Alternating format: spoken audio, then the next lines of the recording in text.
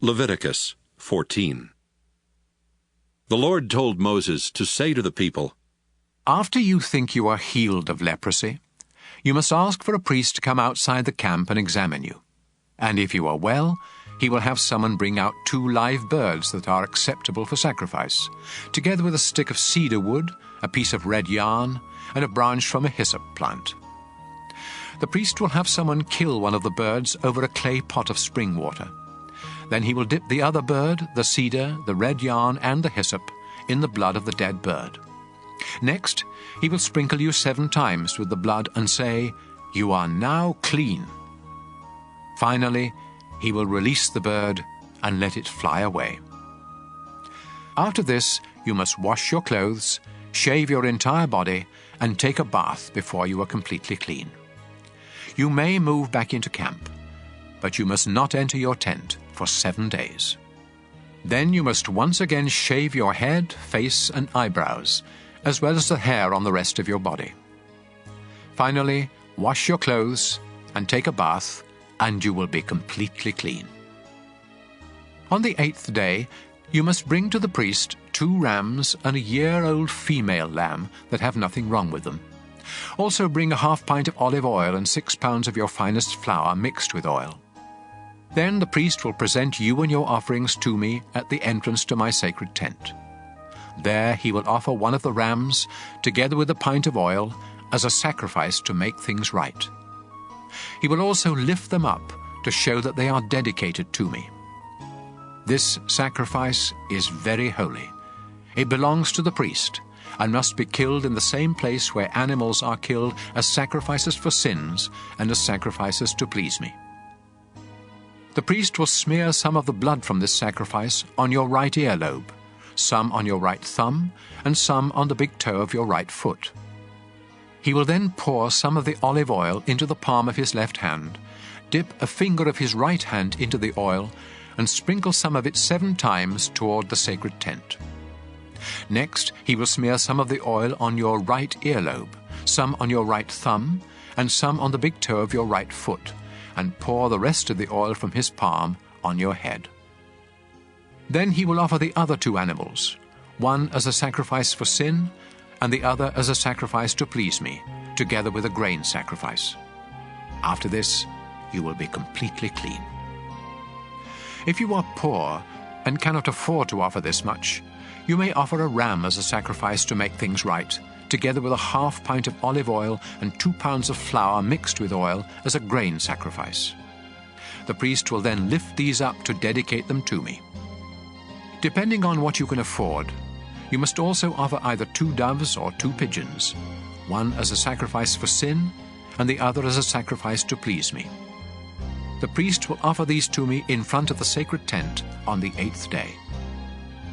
The priest will kill this ram for the sacrifice to make things right, and he will lift it up with the olive oil in dedication to me.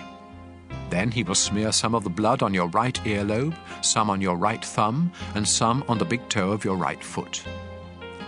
The priest will pour some of the olive oil into the palm of his left hand, then dip a finger of his right hand in the oil and sprinkle some of it 7 times toward the sacred tent. He will smear some of the oil on your right earlobe, some on your right thumb, and some on the big toe of your right foot, just as he did with the blood of the sacrifice to make things right. And he will pour the rest of the oil from his palm on your head.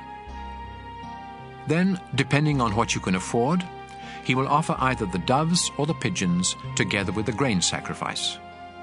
One of the birds is the sacrifice for sin, and the other is the sacrifice to please me. After this, you will be completely clean. These are the things you must do if you have leprosy and cannot afford the usual sacrifices to make you clean. The Lord told Moses and Aaron to say to the people, After I have given you the land of Canaan as your permanent possession, here is what you must do if I ever put mildew on the walls of any of your homes. First, you must say to a priest, I think mildew is on the wall of my house. The priest will reply, Empty the house before I inspect it, or everything in it will be unclean. If the priest discovers greenish or reddish spots that go deeper than the surface of the walls, he will have the house closed for 7 days. Then he will return and check to see if the mildew has spread. If so, he will have someone scrape the plaster from the walls, remove the filthy stones, then haul everything off and dump it in an unclean place outside the town. Afterwards, the wall must be repaired with new stones and fresh plaster. If the mildew appears a second time, the priest will come and say, "This house is unclean. It's covered with mildew that can't be removed." Then he will have the house torn down and every bit of wood, stone and plaster hauled off to an unclean place outside the town. Meanwhile, if any of you entered the house while it was closed, you will be unclean until evening. And if you either slept or ate in the house, you must wash your clothes. On the other hand, if the priest discovers that mildew hasn't reappeared after the house was newly plastered, he will say, "This house is clean. The mildew is gone." Then, to show that the house is now clean, he will get 2 birds, a stick of cedar wood, a piece of red yarn, and a branch from a hyssop plant, and bring them to the house. He will kill one of the birds over a clay pot of spring water, and let its blood drain into the pot. Then he will dip the cedar, the hyssop, the yarn, and the other bird into the mixture of blood and water. Next, he will sprinkle the house 7 times with the mixture. Then the house will be completely clean.